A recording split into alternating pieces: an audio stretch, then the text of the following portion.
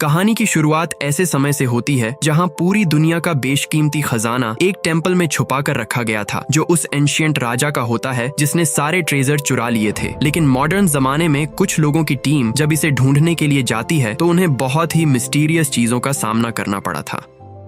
कहानी की शुरुआत होती है सेंटोरिनी आइलैंड को दिखाते हुए। ये आइलैंड बाकी सारी सभ्यताओं से एकदम अलग था। यहाँ के लोग शांति बनाकर एकदम अच्छी तरीके से रहा करते थे। इस समय हमें उस आइलैंड के ऊपर एक वेडिंग फंक्शन दिखाया जाता है जिसमें कि हर एक मेंबर बहुत ही ज्यादा एंजॉय कर रहा था। अब वो फंक्शन खत्म ही होने वाला होता है, तभी अचानक अर्थक्वेक आने लगा। ये भूकंप इतना ज्यादा बड़ा होता है कि सारी चीजें वहाँ की गिरने लगी। जो भी वहाँ के घर बनाए गए थे वह सब तहस नहस होकर पानी में गिर जाते हैं, क्योंकि ऑब्वियस बात थी कि यह आइलैंड चारों तरफ से पानी से घिरा हुआ था। एक छोटे से टापू पर ही इस पूरे शहर का निर्माण किया गया था। लेकिन इतना ज्यादा मैग्नीट्यूड वाला भूकंप यहाँ पर आ सकता है, इसका किसी ने अंदाजा भी नहीं लगाया होता। सभी लोग अपनी जान बचाकर वहाँ से दूर भागने लगे थे। इतने बड़े बड़े पत्थर और चट्टान यह तो पानी के तल के अंदर चले जाते हैं और टकराने से जो वाइब्रेशन निकल रही थी वह बहुत ही ज्यादा होती है। कई देर तक इतना ज्यादा मैग्नीट्यूड वाला भूकंप चलता ही रहा। सभी अपनी जान बचाकर बनाए गए बंकर्स के अंदर तो चले जाते, पर उनके इस छोटे से शहर की हालत बहुत खराब हो चुकी थी। पता नहीं उन लोगों को ये सारी चीजें रिकवर करने के लिए कितना टाइम लगेगा। अब हमें कुछ दिनों बाद दूर कहीं पानी के अंदर कई सारी बोट्स दिखाई जाती हैं। वो रिसर्चर्स तो पानी के अंदर कुछ ढूंढने का ट्राई कर रहे थे। बात ये होती है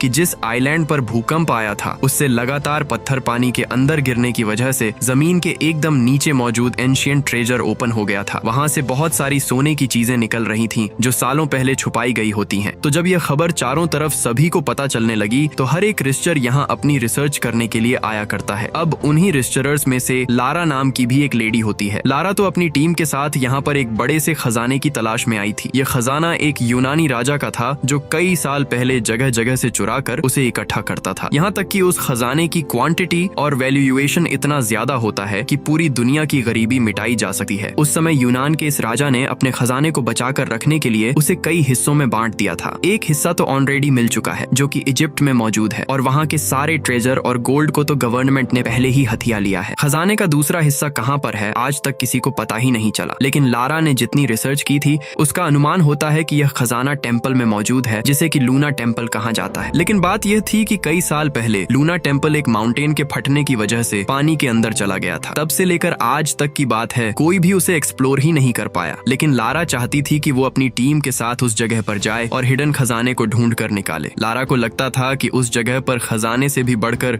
कुछ तो मौजूद है। यह अनजान चीज क्या है, हमें एक्सप्लोर करके ही पता लगाना पड़ेगा।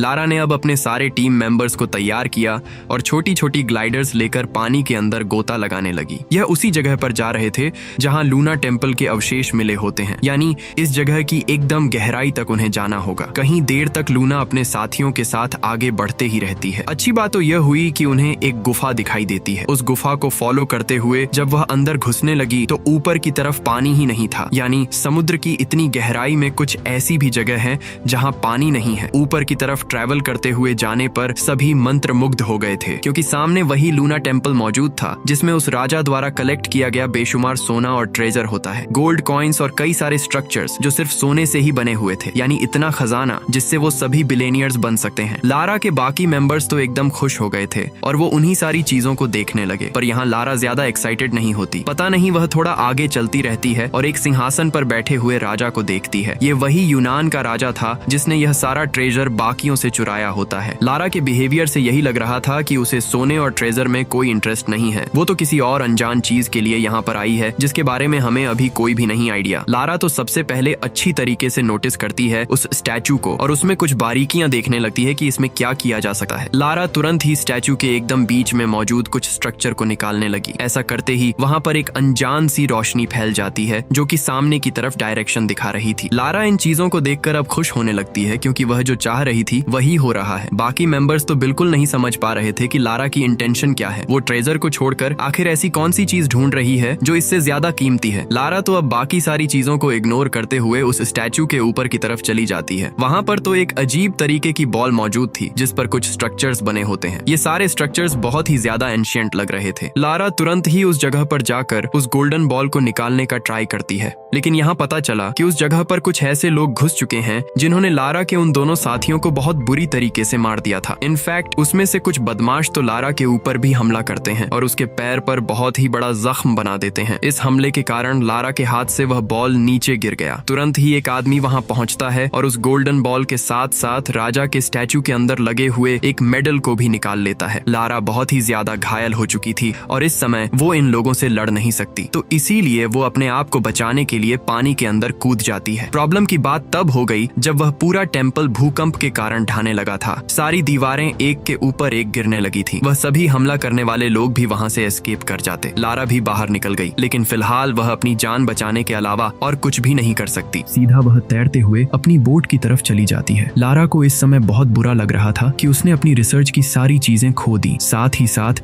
इसमें उसके 2 काबिल साथी भी मारे गए। लारा के लिए तो यह बहुत ही दर्दनाक मोमेंट था। अब यहाँ अपने मिशन के फेल होने के बाद लारा वापस अपने घर पर आ जाती है, लेकिन उसने नोटिस किया कि उस जगह पर कई सारे सिक्योरिटी ऑफिसर्स मौजूद हैं। उन लोगों को तो लारा को कुछ इन्फॉर्मेशन प्रोवाइड करनी थी जो उन्होंने कलेक्ट की होती है। वहां जाने पर पता चला कि यह सारे ऑफिसर्स MI6 नाम की एक सीक्रेट एजेंसी से बिलोंग करते हैं जो कि नेशनल सिक्योरिटी पर ध्यान देते थे। अब यहाँ MI6 वालों ने जितनी भी रिसर्च की होती है उस अनजान खजाने के बारे में जिसके पीछे लारा और उसके सभी साथी गए थे, लेकिन कामयाब नहीं हो पाए। अब MI6 के सिक्योरिटी ऑफिसर्स लारा को बताते हैं कि वह खजाना और वह एंशिएंट बॉल जिन लोगों ने चुराई है वह चाइना में रहते हैं। उन दोनों का नाम जैन और चैन होता है, जिन्हें कि लू ब्रदर्स के नाम से जाना जाता था। ये लू ब्रदर्स माफिया होते हैं जो कि अलग अलग टाइप के ट्रेजर चुराकर उन्हें ब्लैक मार्केट में बेच दिया करते। और इसी रीजन की वजह से जब उन्हें पता चला कि लारा एक एंशिएंट ट्रेजर की खोज कर रही है तो वो वहां पहुंचकर सारी कीमती चीजें लेकर चले गए। लारा को यह अनजान चीजें अब जाकर पता चल रही थी, इसीलिए वह सारी इंफॉर्मेशन बहुत अच्छे से सुनने लगी। ऑफिसर्स ने तो यह भी बताया कि जैन और चैन एक माफिया के लिए काम करते हैं जिसका नाम जनेथन है। बात यहाँ पर यह पता चली कि जनेथर इससे पहले एक वैज्ञानिक हुआ करता था। उसने अपनी फील्ड में कई सारी खोजें की होती हैं, लेकिन एक समय के बाद उसका दिमागी संतुलन थोड़ा हिल गया था। वो उस मोमेंट से ही कई सारी खौफनाक चीजें बनाने लगा, जैसे कि बायो वेपन्स, और इस बायो वेपन्स की मदद से कई लोगों की जानें गई हैं। जब से जोनेथन माफिया से जुड़ चुका है उसकी तबाही की तरफ इंटेंसिटी और ज्यादा बढ़ गई है। और सिक्योरिटी ऑफिसर्स को यह साफ खबर मिली है कि जैन और चैन वो अजीब सा गोल्डन बॉल लेकर जनेथन को ही देने जा रहे थे, पर यह उन्हें समझ में नहीं आ रहा था कि आखिर जनेथन उस गोल्डन बॉल का करेगा क्या। उसके ऊपर तो स्ट्रक्चर्स बने हुए थे जो इतनी कीमती भी नहीं लग रही होती। इस मोमेंट पर लारा समझ जाती है कि आखिर जोनेथन वह बॉल क्यों चाहता है। लारा ने बताया कि वह उस बॉल की मदद से पैराडॉक्स नाम के एक बॉक्स को ढूंढना चाहता है। यह बात होती है कई हजार साल पहले की, जब इजिप्ट के राजा को क्रेडल ऑफ लाइफ नाम की एक जगह मिली थी। यह एक्चुअल में वो जगह होती है जहाँ इंसानी सभ्यता की शुरुआत हुई थी, यानी यह बहुत ही ज्यादा बेशकीमती है। इजिप्ट के राजा ने उस जगह को अपने अंडर ले लिया और वहाँ की हर एक चीजों पर अपना हक जमा लिया। वहाँ पर तो उन्हें बहुत सारा ट्रेजर भी मिलता है जिससे वह अपनी आधुनिकता और ज्यादा आगे बढ़ा सके, लेकिन ट्रेजर के साथ ही साथ वहाँ पर पैराडॉक्स नाम का एक बॉक्स भी मौजूद था। राजा ने उस बॉक्स को बहुत सारी चीजों से जांच परखने की कोशिश की, लेकिन उन्हें जब इस बॉक्स के बारे में एक्चुअल बात पता चली तो उन्होंने इसे कहीं छुपा दिया। पुरुजों ने तो उस बॉक्स को देखकर यह साफ कह दिया था कि उसके अंदर एक ऐसा वायरस है जो एक टाइम पर पूरी दुनिया में फैलकर सब कुछ तबाह कर सकता है, यानी यह महामारी से भी बेकार हो सकती है जहां एक टाइम पर ही सभी लोगों की जानें चली जाएंगी। तो अब ये बॉक्स इतना खतरनाक है, ये जानने के बाद राजा ने कभी वो बॉक्स ओपन ही नहीं किया। राजा ने वो बॉक्स किसी सेफ जगह पर छुपा दिया जहां से उसे कोई ना टच कर पाए। पर समय जैसे जैसे बीता चला गया, आने वाले कई राजाओं को मिस्र के राजा के ट्रेजर और उस बॉक्स के बारे में पता चलता जाता है। तो अब डिटेल इंफॉर्मेशन न होने के कारण सभी राजा उसके पीछे पड़ गए। एक राजा ने तो मिस्र के सभी ट्रेजर को भी चुरा लिया और उस बॉक्स को भी अपने साथ लेकर आ गया, पर उसे भी जब इस पैराडॉक्स नाम के बॉक्स के बारे में पता चला तो वह उसे ओपन करने के बजाय उसे एक ऐसी जगह पर छुपा देता है जहां से उसे कोई भी ना ढूंढ पाए। यह वही राजा था जिसने ट्रेजर चुरा के हर एक जगहों पर बांट दिया था और अपना मेन खजाना लूना टेम्पल में रखा था। अब वह पैराडॉक्स नाम का बॉक्स भले ही उसने छुपा दिया होता है, लेकिन एक गोल्डन बॉल के ऊपर उसने वहां तक पहुंचने का एक नक्शा बनाया था, और यह वही नक्शा होता है जिसे कि चैन और जैन नाम के 2 भाइयों ने लारा से चुराया था। यानी इन चीजों से एक ही कंक्लूजन निकलता है कि जनेथन जो पागल हो चुका है वो उस पैराडॉक्स बॉक्स को हासिल करना चाहता है। MS6 के ऑफिसर्स को जब यह बात पता चली तो वह काफी शॉक हो गए, क्योंकि अगर जोथन को वह बॉक्स मिलेगा तो पता नहीं वह क्या क्या कर सकता था, इसीलिए उसे पकड़ना बहुत जरूरी है। तो MI6 के सिक्योरिटी ऑफिसर्स ने लारा को यह कहा कि तुम्हें किसी भी तरीके से जोथन से पहले वो बॉल हासिल करनी होगी। यानी एक तरीके से देखा जाए तो पूरे नेशनल सिक्योरिटी की जिम्मेदारी अब लारा के कंधों पर थी। लारा इसके लिए रेडी तो होती है ताकि वह उस मिशन पर जाए और अपने लोगों की प्रोटेक्शन करे, पर इस मिशन के लिए उसे एक ऐसे आदमी की जरूरत थी जो सेम वैसा ही उन चोरों जैसा सोचता था। अब ऑफिसर्स को तो ऐसे इंसान के बारे में कुछ नहीं पता, लेकिन लारा बोलती है कि मुझे टेरी नाम का वह ऑफिसर चाहिए। टेरी का नाम सुनते ही MI6 वाले गुस्से में आ गए, क्योंकि भले ही टेरी एक मिलिट्री ऑफिसर हुआ करता था, लेकिन उसने कुछ पैसों के लिए हमसे बगावत कर दी और आज वह सलाखों के पीछे मौजूद है। पर अब उनकी बात सुने बिना सीधा चले जाती है टेरी के पास। उसने टेरी को अपने मिशन के बारे में बताया कि कैसे यह बहुत ही इम्पोर्टेंट है। अब टेरी उन सभी के प्रोटेक्शन के लिए अपनी जान खतरे में क्यों डाली। तब जाकर लारा ने उसके सामने एक ऑफर रखा कि तुम मेरी मदद करो और इसके बदले तुम्हें कई लाख मिलेंगे, साथ ही साथ तुम्हारे ऊपर लगाए गए सारे चार्जेस हटा दिए जाएंगे। अब टेरी को यह ऑफर काफी टेम्पटिंग लगता है। वो ये चीजें छोड़ कैसे सकता था जबकि उसे आजादी मिल रही है। तो टेरी ने अब तुरंत ही लारा को इस मिशन के लिए हाँ कर दी और अब लारा तुरंत ही टेरी के साथ निकल पड़ी थी अपने एक खतरनाक मिशन के लिए, जिसमें यह भी अंदाजा नहीं कि वो पूरी दुनिया को बचा भी पाएंगे कि नहीं उस खतरनाक वायरस से। लारा और टेरी तो सीधा एक प्लेन से कूद जाते हैं पैराशूट की मदद से चाइना के बॉर्डर की तरफ, यानी वो दोनों सीधा बढ़ रहे होते हैं उन ब्रदर्स की तरफ ताकि वो उस गोल्डन बॉल को सबसे पहले हासिल कर ले। पता नहीं उनके साथ क्या होगा, लेकिन इस पूरे प्रोसेस में हम भी उनकी मदद करने वाले हैं।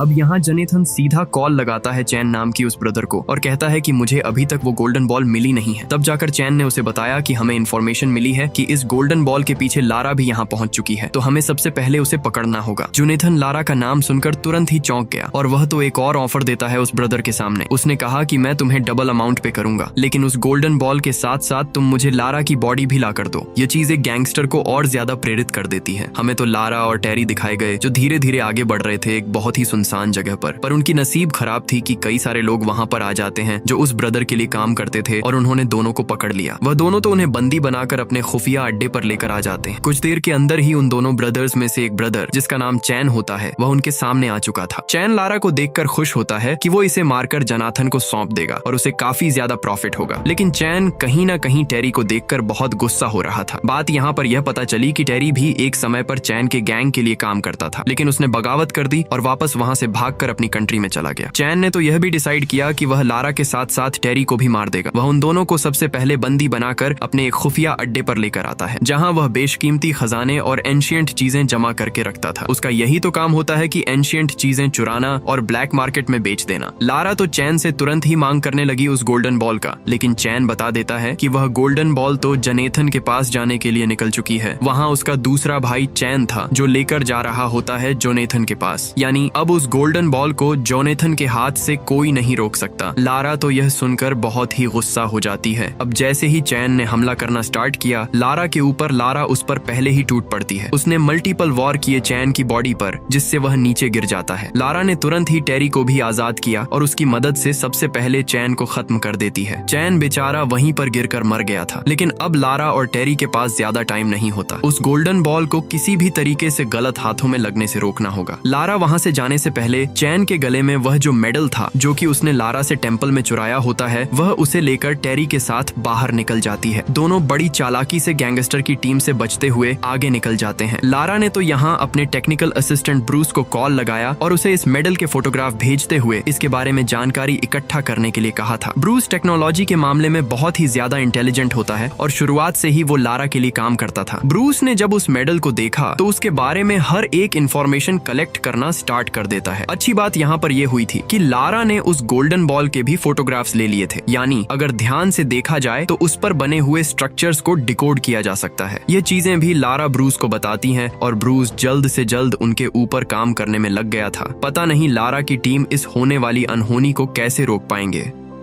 अब हमें शगाही शहर के एकदम टॉप वाली बिल्डिंग पर जैन को दिखाया जाता है जिसके पास वह गोल्डन बॉल मौजूद था और वह सीधा उसे लेकर जोनाथन को देने जा रहा होता है, लेकिन लारा और टेरी जल्द से जल्द उस जगह पर उन्हें देखते हुए पहुंच जाते हैं। थोड़ी देर में ही उन्हें जब जैन दिखाई दिया तो वह एकदम शॉक रह गए क्योंकि जैन ने ऑलरेडी जोनाथन को वो गोल्डन बॉल दे दी थी और जोनाथन एक हेलीकॉप्टर में अपने सारे सिक्योरिटी ऑफिसर्स के साथ बैठ गया होता है। हेलीकॉप्टर टेक ऑफ करने लगा, लेकिन जोनाथन ने तुरंत ही शूट कर दिया जैन को क्योंकि वह नहीं चाहता कि इसके बारे में किसी को भी पता चले। यानी जोनेथन ने अपने ही लोगों के साथ दगाबाजी की थी। अब लारा कुछ नहीं कर सकती थी, इसीलिए उसने एक ट्रैकर सीधा फेंक दिया उस हेलीकॉप्टर की तरफ। हेलीकॉप्टर पर अब वो ट्रैकर लग चुका होता है, यानी जोनेथन जहां भी जाएगा उसकी लोकेशन के बारे में लारा को पता चल सकता था। ये सारी टेक्नोलॉजीज तो ब्रूस ने ही बनाई होती है, जो कि लारा को दी थी। जोनेथन तो अब सीधा उस गोल्डन बॉल को लेकर हांगकांग पहुंच जाता है अपनी एक सीक्रेट लैबोरेटरी में। यहाँ उसने कई सारे साइंटिस्ट को अपॉइंट किया था जो इस गोल्डन बॉल के ऊपर लगे हुए स्ट्रक्चर को आइडेंटिफाई करेंगे। साथ ही साथ हमें पता चला कि जोनेथन के पास कुछ ऐसी टेक्नोलॉजीज हैं जिनकी मदद से वो इन स्ट्रक्चर को डिकोड करके उस बॉक्स तक पहुंच सकता है। यहाँ लारा और टेरी को तो ऑलरेडी पता चल चुका था कि जोनेथन कहाँ पर गया है। ऑब्वियसली वहाँ पर वो उस ट्रैकर का कमाल था। तो अब बिना देरी किए लारा और टेरी निकल पड़े होते हैं हांगकांग जाने के लिए। अब हांगकांग में भी कुछ सेफ नहीं लग रहा था, वहाँ पर तो इससे भी बड़े खतरे उनका इंतजार कर रहे होते हैं। अब लारा और टेरी सीधा ट्रैवल करते हुए हांगकांग की उस जगह पर आ चुके थे जहाँ से ठीक नीचे जोनेथन की लैबोरेटरी थी, और उसी जगह पर वो अपने वैज्ञानिकों के साथ उस गोल्डन बॉल पर रिसर्च कर रहा था। लारा टेरी के साथ एक प्लान बनाती है कि सबसे पहले वो जाकर उनका ध्यान भटकाएगी, और ऑब्वियस बात थी कि जोनेथन के साथ ही उस पर हमला करने आएंगे ही, तो फिर बाद में टेरी पीछे से आकर उन पर पलटवार कर देगा। ये प्लान दोनों को ही अच्छा लगता है, तो इसीलिए लारा सबसे पहले अंदर चली गई। अब यहाँ सिक्योरिटी कैमरास की मदद से जोनेथन को खबर मिल जाती है कि लारा उसकी लैबोरेटरी में घुस गई है। तो जोनेथन ने तुरंत ही सारे सिक्योरिटी ऑफिसर्स को वहाँ भेज दिया और सभी वैज्ञानिकों को लैबोरेटरी खाली करने के लिए कहा। जोनेथन के सभी लोग वहाँ पहुंचकर सीधा हमला करने लग जाते हैं लारा के ऊपर। वो भी पलटवार कर रही थी ताकि उस गोल्डन बॉल को हासिल कर लिया जाए, पर यहाँ सिंपल बात होती है कि उन लोगों की संख्या बहुत ज्यादा थी। लारा उनसे एक साथ तो लड़ ही नहीं सकती। जोनेथन के उन सारे लोगों ने लारा को पकड़ लिया था और उसे बंदी बनाकर लेकर जाने लगे। दूसरी तरफ हमें वह मशीन भी दिखाई गई जिसने कि शायद उस गोल्डन बॉल को डिकोड कर लिया होता है। स्क्रीन पर तो सारे नक्शे दिखाई दे रहे थे कि कैसे उस बॉक्स तक पहुंचा जा सकता है, पर लारा को वो डैमेज पहुंचा पाते इससे पहले टेरी ने लगातार फायर कर दिया था। यानी उनका वो प्लान बहुत अच्छी तरीके से काम करने लगा। सारे जोनेथन के लोग दूर हट जाते हैं जिससे कि लारा को मौका मिल गया वहां से बाहर निकलने का। टेरी ने तो उस डिकोडिंग मशीन को भी डिस्ट्रॉय कर दिया जिसने कि गोल्डन बॉल से मैप बनाकर रखा था। लारा तुरंत ही उस गोल्डन बॉल को अपने बैग में भरती है और दुश्मनों को मारते हुए वहां से बाहर निकल जाती है। टेरी भी अब उसके साथ ट्रैवल करते हुए इस शिप के अंदर पहुंच चुका था, यानी यही शिप है जो उन्हें यहाँ से सुरक्षित कहीं दूर लेकर जाएगी। लारा खुश थी कि आखिरकार उसे वह गोल्डन बॉल मिल चुका है, लेकिन वो बहुत कॉन्शियस होती है क्योंकि वह फुल्ली टेरी पर भरोसा नहीं कर सकती। जैसा कि उन MI6 ऑफिसर ने मुझे बताया था कि टेरी कितना धोखेबाज है, वह पैसे कमाने के लिए किसी को भी धोखा दे सकता है। तो अब लारा इतनी इंपॉर्टेंट चीज को टेरी के हवाले नहीं कर सकती, इसीलिए लारा ने बड़ी चालाकी से टेरी से वो गोल्डन बॉल ले ली और उसे हथकड़ी पहनाकर वहीं पर फंसा दिया। टेरी इससे बहुत गुस्सा हो रहा था, लेकिन लारा ने साफ कह दिया कि तुम्हें अपने मिशन के पैसे मिल जाएंगे, और आखिरकार लारा के पास यह गोल्डन बॉल मौजूद है तो इससे आगे का सफर वह खुद ही तय करेगी। टेरी जैसे धोखेबाज का साथ उसे अब बिल्कुल नहीं चाहिए। टेरी को भी इस बात से बहुत बुरा लग रहा था क्योंकि उसके नाम से धोखेबाज का लेबल लग चुका होता है। अब लारा सीधा उस जगह से निकल पड़ी एक अपने खुफिया अड्डे पर जहां कई सारे ट्राइब के लोग थे, और वो वहीं के एक घर में रुककर अपनी रिसर्च कर रही थी। लारा सबसे पहले कांटेक्ट करती है अपने टेक्निकल असिस्टेंट ब्रूस को। ब्रूस को उसने गोल्डन बॉल के बारे में सब कुछ बता दिया जिससे कि वह डिकोड कर सके कि उसके ऊपर कौन सी डायरेक्शन लिखी गई है जिससे वह पैराडॉक्स नाम के बॉक्स तक पहुंच पाए। ब्रू उसको इतने समय से काफी इनफ डाटा मिल चुका होता है तो उसे डिकोड करने में भी काफी हेल्प हो रही थी। जल्द से जल्द वह हर एक पैटर्न को कंबाइन करता है और उसे तो एंड रिजल्ट एक ऑडियो मिली थी। यह इनक्रिप्टेड ऑडियो थी जिसे कि डिक्रिप्ट करने पर एक अजीब साउंड आता है। पता चला कि साउंड के बजते ही वो गोल्डन बॉल चमकने लगा। लारा उस बॉल को लेकर खड़ी हो जाती है जिसमें से कई सारी रोशनी निकल रही थी जो चारों तरफ फैलते जाती है। बाद में तो ये रियलिटी पता चलती है कि वह एक होलोग्राम है, यानी उस जमाने में इस तरीके का एडवांस होलोग्राम कैसे क्रिएट किया गया होगा कोई नहीं अंदाजा लगा सकता। पर लारा यहाँ पर अपने आसपास देख पा रही थी उस लोकेशन को जहाँ पर वो बॉक्स उसे मिल सकता है। अच्छी तरीके से गौर करने के बाद उसने गोल्डन बॉल को बंद किया और ब्रूस को बताया कि वो बॉक्स अफ्रीका के जंगलों में मौजूद है। वहाँ पर तो एक एंशिएंट स्ट्रक्चर है जिसका नाम किलिमंजारो है। हो ना हो हमें वहीं पर वो बॉक्स मिलेगा जिसे ढूंढकर हमें गलत हाथों में पड़ने से बचाना है। अब यह चीजें जैसे ही ब्रूस को पता चली तो वह अपने एक फ्रेंड के बारे में बताता है जो अफ्रीका के उसी जगह के आसपास रहता था। शायद हो सकता है कि वह लारा की इस पूरे मिशन में मदद कर सके। पर यहाँ लारा जब ब्रूस से बातचीत कर रही थी तो टेरी ने भी वह सारी बातें सुन ली होती हैं। उसे भी पता चल गया कि वह बॉक्स जरूर अफ्रीका के किले मंजारो के पास मौजूद है। लारा तो अब अपने डेस्टिनेशन की तरफ निकल पड़ी, पर उसे बिल्कुल अंदाजा नहीं होता कि जोनाथन के कई सारे लोग उसके घर पर यानी ब्रूस के पास पहुंच चुके हैं। उन्होंने ब्रूस को बंदी बना लिया और उससे सारी इंफॉर्मेशन निकलवा ली। यानी अब जोनाथन को भी पता है कि लारा अफ्रीका में जा रही है। तो होना क्या था, और वो सभी सैनिकों के साथ उस जगह पर जाने लगे। लारा तो ब्रूस द्वारा बताए गए उसके एक साथी जिसका नाम टोचा होता है उसके साथ मिल जाती है और अफ्रीका के फॉरेस्ट से होते हुए सीधा एक पहाड़ की तरफ बढ़ती है। टोचा ने लारा को समझाया कि यह एक पहाड़ है जिसे यहाँ के ट्राइब के लोग एक गॉड माउंटेन मानते हैं। ये माउंटेन सदियों से चला आ रहा है जिसमें कई सारी एंशिएंट चीजें मौजूद हैं। तो हो सकता है कि यहाँ के ट्राइब के लोग तुम्हारी मदद कर सके। टोचा जब लारा को उन ट्राइब वालों के पास लेकर जाता है तो उनका एक लीडर उसके सामने आ चुका था। लीडर पूछने लगा कि तुम सब यहाँ पर क्यों आए हो। तब जाकर लारा उसे गोल्डन बॉल दिखाती है और कहती है कि मुझे इसकी मदद से उस बॉक्स तक पहुंचना है। गोल्डन बॉल को देखते ही लीडर और उसके सभी ट्राइब के लोग एकदम चौंक जाते हैं। लीडर ने साफ कह दिया कि तुम हमें यह गोल्डन बॉल दे दो और यहाँ से तुरंत ही चले जाओ। हम उस पैराडॉक्स नाम के बॉक्स को किसी के हवाले नहीं करने वाले। लेकिन लारा यहाँ समझाती है कि वह उस बॉक्स को सिर्फ प्रोटेक्ट करने आई है। कुछ ऐसे भी गैंगस्टर्स मौजूद हैं जो उस बॉक्स का गलत यूज करना चाहते हैं। अब उन ट्राइब वालों को जब यह महसूस होने लगा कि लारा उनके साथ है तो वह बैठकर उसे समझाने लगे कि तुम जिस जगह की तलाश कर रही हो यानी कि क्रेडल ऑफ लाइफ वो इसी पहाड़ के एकदम कोर में मौजूद है। पर वह इन्फॉर्म भी कर रहे थे कि आज तक उस बॉक्स की तलाश में जो भी उस क्रेडल ऑफ लाइफ के अंदर गया वो जिंदा वापस कभी नहीं आया। एक शॉकिंग बात उस ट्राइब के लीडर ने बताई कि उस बॉक्स की प्रोटेक्शन कुछ ऐसे शैतान करते हैं जिनकी आत्माएं आज तक जिंदा है और वह बॉक्स को टच करने वाले हर एक इंसान को मार देते थे। लेकिन लारा ने उन्हें फिर समझाया कि हमें गलत हाथों में पड़ने से उसे रोकना है, तो इससे अच्छा यही होगा कि हम उसे ढूंढ कर उसे और अच्छी जगह पर छुपा दें। ट्राइब के लीडर को यह बात समझ में आ जाती है तो उसने अपने कई सारे लोगों को उस जगह पर लेकर जाने के लिए लारा के साथ भेज दिया। सभी लगातार निकल पड़े थे उस माउंटेन की तरफ जाने के लिए। पर प्रॉब्लम की बात तब हो जाती है जब वहाँ एक हेलीकॉप्टर आ गया। हेलीकॉप्टर से कई सारे सोल्जर्स नीचे उतरते हैं जिन्होंने गन्स की मदद से उन सभी ट्राइब वाले लोगों पर हमला करना स्टार्ट किया। लारा बहुत ही ज्यादा डर गई और बड़े पैमाने पर ट्राइब के लोग मारे जा रहे थे। ऑब्वियस बात थी कि यह जोथन के लोग होते हैं। जोनाथन भी नीचे उतरकर सबसे पहले लारा को बंदी बनाता है और उससे वह गोल्डन बॉल हासिल कर लेता है। जोथन बहुत ज्यादा खुश हो रहा था और अब तो वह लारा से कहता है कि तुम हमें वह बॉक्स ढूंढने में मदद करोगी। लारा फिर यहाँ जोनाथन को समझाने का ट्राई करती है कि इससे पूरी दुनिया खत्म हो जाएगी। एक ऐसा वायरस फैलेगा जो कोई भी कंट्रोल नहीं कर सकता। पर जोथन के सर पर तो एकदम पागलपन सवार था। लारा जब उसकी मदद करने से मना कर रही थी तो जोनाथन ने उसके दो साथियों को सामने लाया। ये लारा के बहुत ही खास दोस्त थे। जोनाथन धमकी देता है कि अगर तुम हमारी मदद नहीं करोगी वह बॉक्स ढूंढने के लिए तो इन दोनों को मरना होगा। बेचारी लारा के पास और कोई भी ऑप्शन नहीं होता, इसीलिए वह अब जोथन के लोगों के साथ आगे बढ़ने लगती है उस क्रेडल ऑफ लाइफ जगह पर जाने के लिए। लगातार वह पहाड़ी वाले इलाके से आगे बढ़ते रहते हैं।